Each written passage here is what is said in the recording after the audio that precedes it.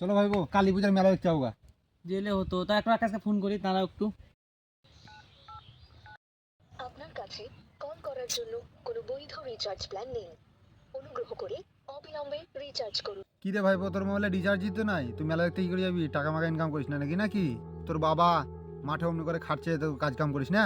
এত বড় ছেলে হলে কাজ কাম কর, আর দুদিন পর বিয়া শাদী হবে। আমাকেই দেখ, আমি কত কাজ কাম করছি, আমার মোবাইলে রিচার্জও আছে, সবকিছুই আছে। ইনকাম টিনকাম করতে শিখ। তোর বাবা বয়স হচ্ছে, কত খাটবে? আর তুই এমনি হালাং হালাং করে বেড়াচ্ছিস, তামলার দোকানে বসে থাকছিস, পেট ভরবে? জীবনে তো মানুষ হতে শিখ। কবে মানুষ হবি? সারা জীবন গরু হয়ে থাকবি নাকি? কাজ কাম কর গা, আর ইনকাম টিনকাম করতে শিখ। কি তুই হু হু করছিস?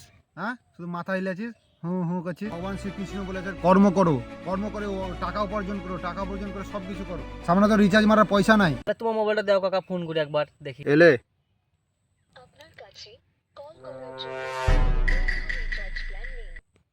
ওরে বাচ্চা, আমাকে জ্ঞান দিছো তুমি?